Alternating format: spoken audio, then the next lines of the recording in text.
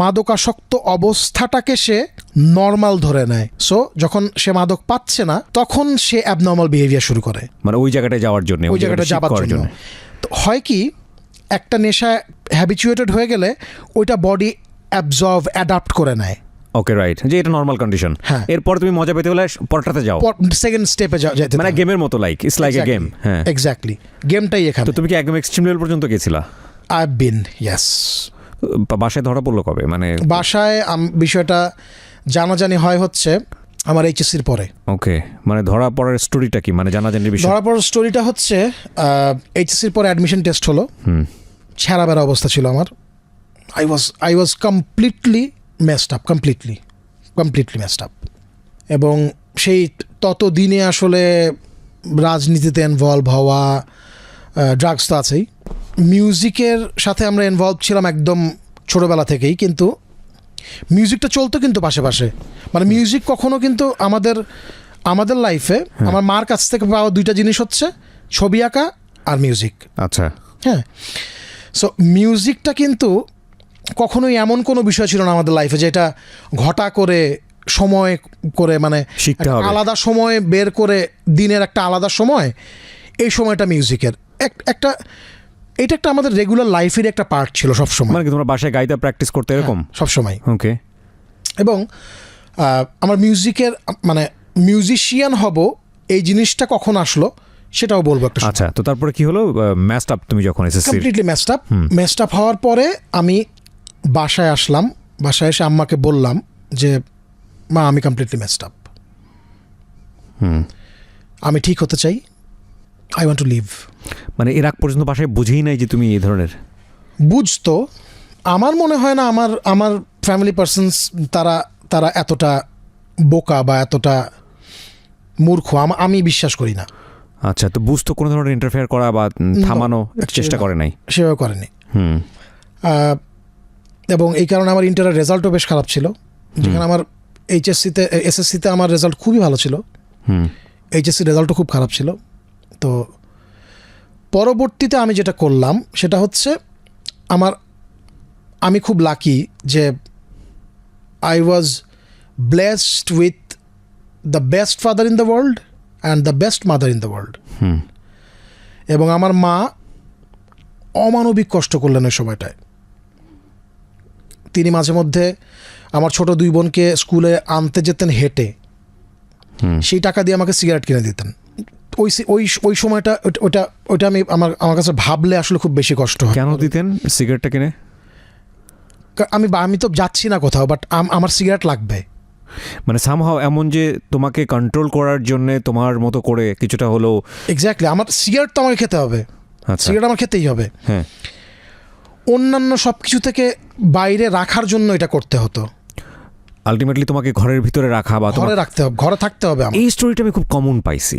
এইটা এরকম হয় যে বাচ্চাকে এক পর্যায়ে এমন হয়ে যায় ওর অ্যাটিটিউডটা যে ও যদি বাইরে গিয়ে না করে, ও যদি ঘরে করে, সেজন্য বাবা মা পর্যন্ত এটাকে হেল্প করে। এক্স্যাক্টলি। এবং আমার নিজের কাছে চ্যালেঞ্জ ছিল এটাই যে আমি সিগারেট খাবো, but I am not gonna do anything else.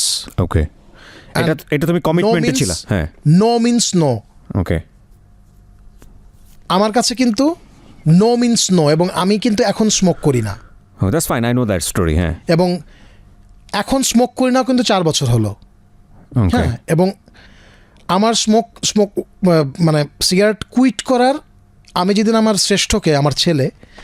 শ্রেষ্ঠকে প্রথম দিন আল্ট্রাসোনোগ্রামে দেখি ওই ছোট্ট টেলিভিশন পর্দাটায়, সেদিন আমি ডিসাইড করি এবং আজকে পর্যন্ত আমি একটা পাফও দিইনি। দ্যাটস ফাইন, আলহামদুলিল্লাহ। সো আমি কিন্তু আমার ডিটারমিনেশনটা কিন্তু ওই জায়গার। হ্যাঁ, তারপরে আমি যেটা করলাম, প্রচণ্ড খিঁচুনি উঠতো আমার, বমি হতো, অনেক কিছু হতো এরকম। প্রায় মাসখানেক এরকম একটা মানে খুবই বাজে একটা পরিস্থিতি ছিল। তারপরে আই স্টার্টেড রিকভারিং। কোনো রিহ্যাবে নিয়ে যাওয়া বা এরকম কোনো কিছু? No rehab, I have never been to any rehab. আমি আমার রিহ্যাব 2-2.5 মাস পরে আমি ডিসাইড করলাম I am gonna sit for the admission test, university admission test for the second time. এবং আমি একটা পরীক্ষা দিব। এক জায়গায় দিব, হলে হবে, নাহলে নাই। না, আমি একটা পরীক্ষা দিব এবং ইউনিভার্সিটিতে ভর্তি হব। ওকে ওকে ফাইন। আমি কোনোদিন ভাবিনি হ্যাঁ, হলে হবে না হলে না, মানে হইতে হবে। হবে। আচ্ছা, আমি আমার সায়েন্স ব্যাকগ্রাউন্ড, আমি চিন্তা করলাম আমি সায়েন্সে থাকবো না, কমার্সে চলে যাব, কারণ আমার মেজো বোন তখন ফাইন্যান্স ব্যাঙ্কিংয়ে পড়ে। ওকে আমাকে ওর ডিপার্টমেন্টে ভর্তি হয়ে ওর সঙ্গে টেক্কা দিতে হবে, দিতেই হবে, ওকে কারণ ও ভীষণ ব্রিলিয়েন্ট স্টুডেন্ট। ও মানে মানে খুব স্টুডিয়াস, মানে 24 ঘন্টা পড়তে বললে ও 24 ঘন্টাই পড়বে, আচ্ছা, ঘুমাবে না, খাবে না, কিচ্ছু করবে না। Okay that's fine. তো আমি একটা রুটিন বানালাম। আমার রুটিনটা ছিল, আমার হাতে সময় ছিল 6-7 মাসের মতো হুম অ্যাডমিশন টেস্টের আগে।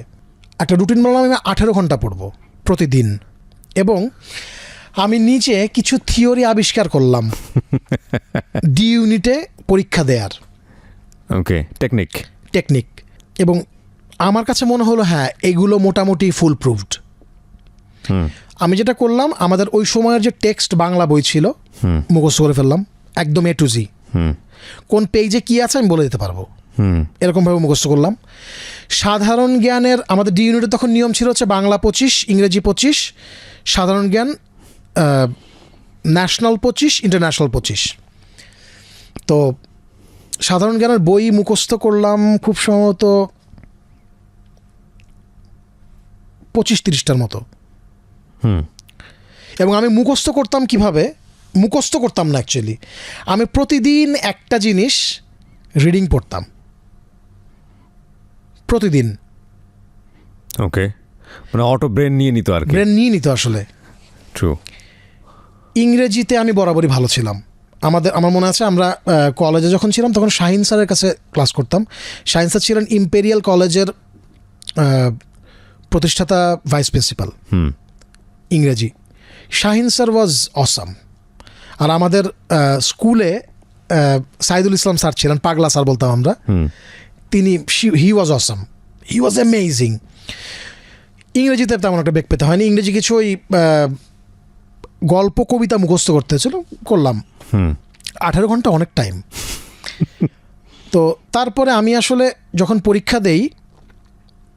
পরীক্ষাতে আমি বসি, তখন আমার কোশ্চেন পেপারটা দেখার পরে আই ওয়াজ কনফিউজড আমি কোনটা আগে অ্যান্সার করবো, মানে সব কমন।